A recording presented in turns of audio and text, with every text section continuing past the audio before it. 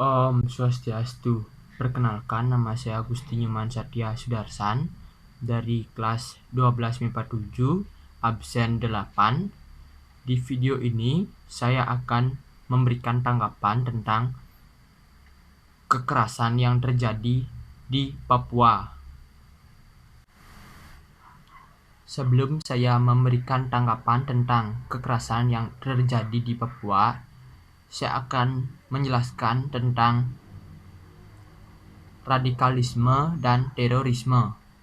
Radikalisme adalah suatu paham yang menginginkan perubahan sosial dan politik dengan cara kekerasan. Sedangkan terorisme adalah aksi kekerasan yang menimbulkan situasi teror atau rasa takut terhadap orang secara luas dan menimbulkan korban yang bersifat massal dengan cara merampas harta orang lain.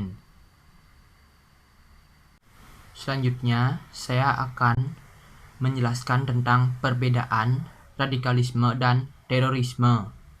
Radikalisme adalah paham yang merupakan fase menuju terorisme, sedangkan terorisme adalah aksi kekerasan. Jadi, radikalisme adalah paham yang melatar belakangi terorisme, sehingga dipahami bahwa terorisme sudah pasti radikal, tetapi tidak semua radikal akan menjadi terorisme. Selanjutnya, saya akan menjelaskan faktor apa saja yang melatar belakangi munculnya radikalisme dan terorisme, yaitu faktor pemikiran, faktor ekonomi, faktor politik, faktor sosial, faktor psikologis, dan faktor pendidikan. Menurut pasca sarjana, radikalisme akan tumbuh subur dalam suatu negara karena 3 faktor pendukung. Yang pertama, kekuatan jaringan dalam negeri dan luar negeri. Yang kedua, budaya permisif dari suatu masyarakat. Dan yang ketiga, lemahnya pencegahan dan penegakan hukum terhadap kelompok yang dikategorikan sebagai teroris. Contoh nyata dari radikalisme dan terorisme yaitu kekerasan yang terjadi di Papua. Menurut Aisyah, ada beberapa faktor penyebab kekerasan di Papua. Yang pertama, penyelesaian masalah HAM yang terjadi di Papua. Yang kedua, terjadinya kegagalan pembangunan di Papua. Yang ketiga, kondisi kemiskinan semakin tinggi di Papua. Yang keempat, status politik Papua dan sejarah politik Papua. Itu saja faktor penyebab kekerasan yang terjadi di Papua menurut Aisyah. Tanggapan saya mengenai kekerasan yang terjadi di Papua.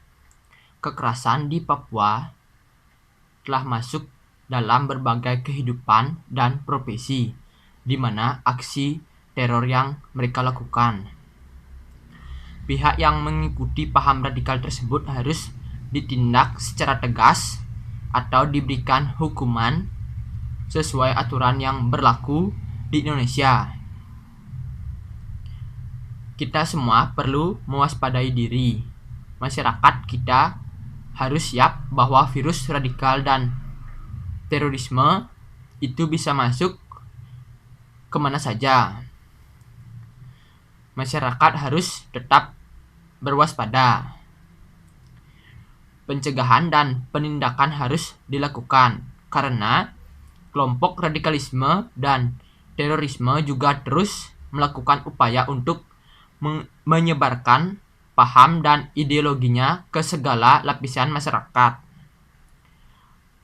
Maka pemerintah pusat dan pemerintah daerah harus memberikan informasi dan sosialisasi tentang paham radikalisme dan terorisme kepada masyarakat, terutama generasi muda penerus bangsa, guna menjaga persatuan dan keutuhan negara Kesatuan Republik Indonesia.